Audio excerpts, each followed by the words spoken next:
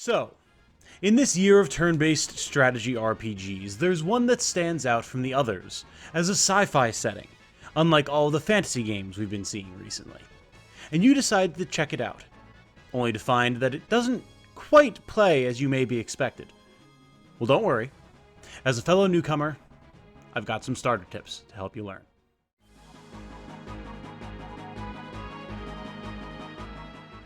Hello everyone, my name is Tom, otherwise known as Titanium Legman. If you find any of my content fun, entertaining, or educational, please subscribe. I'm a small creator making YouTube my full-time career, and I'm pushing for 5,000 subs by the end of the year, so I need all the help I can get from folks like you. Thank you. We're going to start off with tip number 1, divide and conquer. And if you're familiar with my Tactics Ogre content, this one should be quite expected. Pick your targets and focus them down. In my experience thus far, enemy Wanzers are just as strong, if not stronger than, your army, so keen tactical decision making is of vital importance. By cutting off individual enemy units from the group, you can focus the guns of your squad on them all at once. Due to the random nature of targeting in front mission, concentrated firepower to disable enemy Wanzers' limbs, or ideally their body, is of paramount importance, especially early in the game when your weapon choices are limited. By increasing the overall number of shots on an enemy unit, you can also increase your odds of doing serious damage, so isolate and eliminate the enemy wherever you can. Number 2, know how to play the odds. As I implied with the previous point, manipulating the odds in your favor is a key aspect to combat in front mission. And as such, knowing how to do so is also very, very important. To do this, you'll want a variety of weapon types at your disposal to suit the tactical situation at hand. I've had the most success equipping my units with one single-shot, high-damage rifle weapon and one multi-shot machine gun weapon. When initiating combat against a relatively undamaged opponent, I like to open with my single-shot weapon, as it will deal very high damage to, if not outright destroy, one part of the enemy Wanzer. The fewer the functional parts the enemy has, the more concentrated the damage of your multi-shot weapons, and the easier it'll be to hit the parts you want to hit, as opposed to just lightly peppering damage across the entire enemy unit. Combined with our previous point, this will vastly increase your odds of destroying an enemy unit before it can deal serious damage to you. Number 3, equip long-range weapons. Adding to our previous point about part damage, I've found great success by ensuring that every Wanzer I field is equipped with at least one long-range weapon. These powerful missile delivery systems fire from 4 to 5 tiles away and are fairly accurate.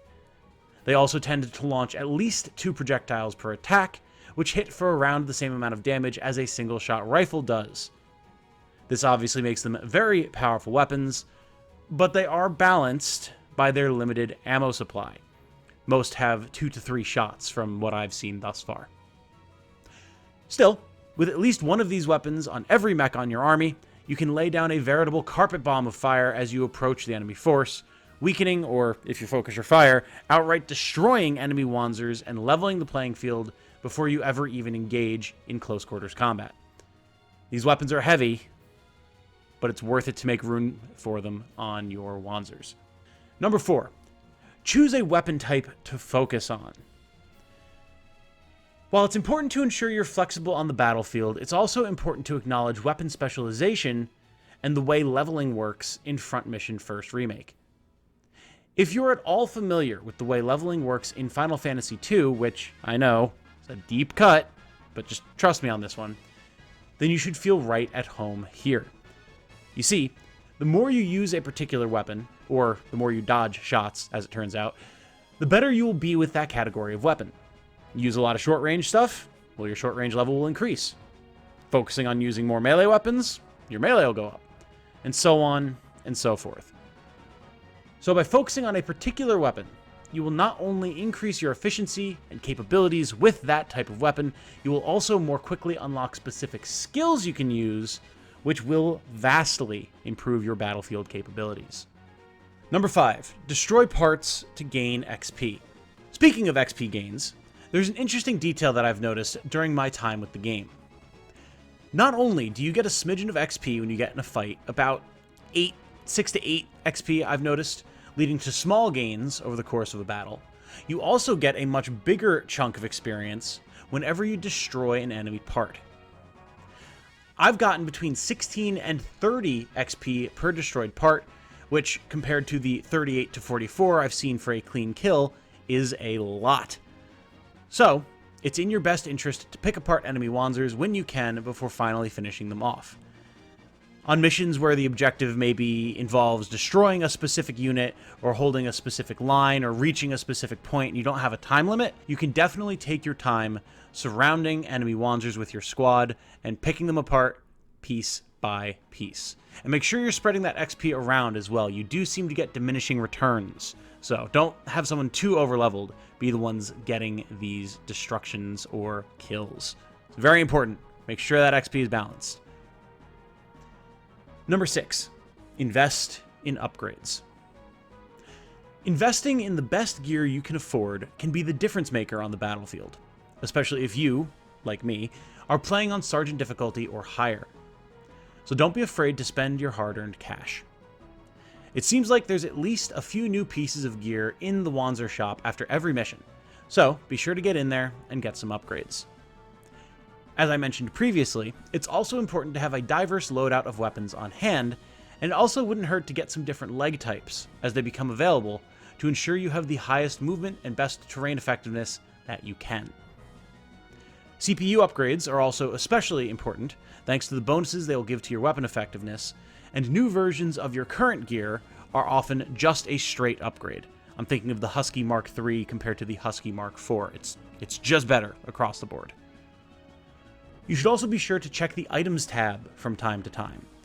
Having your team fully loaded with repair kits will keep them in the fight for longer, and there are also some other useful consumables like mines that could give you the edge if you pick them up and use them in the right situation.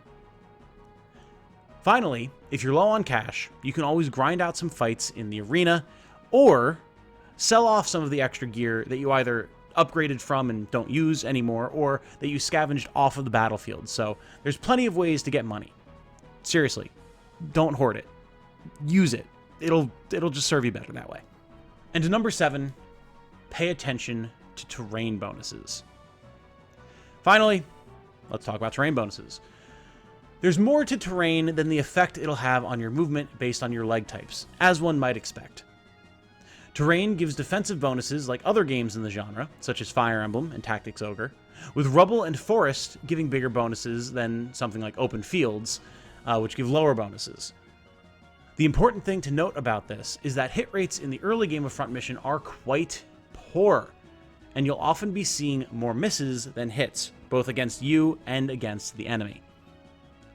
Since I emphasized the importance of playing the odds earlier, it shouldn't be surprising that I emphasize this as well. Focus on taking the best terrain for yourself, even if it means moving forward more slowly, if it means keeping the best terrain under your advantage and forcing the enemy into worse terrain and putting them at a disadvantage, you should do so. By doing this, you should hopefully see your overall hit percentage increase and the amount of damage you're taking from the enemy fall. There is still a lot of randomness at play, but every little bit helps. And those, everyone, are my 7 tips for beginners in Front Mission First Remake. If you would like to see more Front Mission content on the channel, please let me know. I will be doing a release day stream the evening after I put this video out, so you can check that out. And if you want to see more streams and videos, you can let me know in the comments of this video or in the chat in that stream. I'm looking forward to playing the game. I'm seeing what you guys think about it. And if you guys want to see more of it, we'll definitely do more. I know we're still neck deep in Tactics Ogre Reborn, but if people want to see it, I'll make it work. Note that these tips were drawn from my own experience as a newcomer to the series myself, so series vets, please be gentle.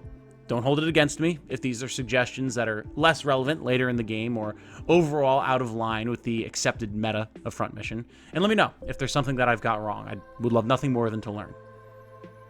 Thank you to Forever Entertainment SA for sending me an early access code. I've been enjoying my time with the game thus far, and I appreciate you considering me someone who's worth sending the game to, as I would really enjoy continuing to make content about it. And thank you all who have watched and hopefully commented. Again, my name is Tom, otherwise known as Titanium Legman. I hope you all have a good night. Stay safe and healthy out there. And remember, be good to each other. Bye now.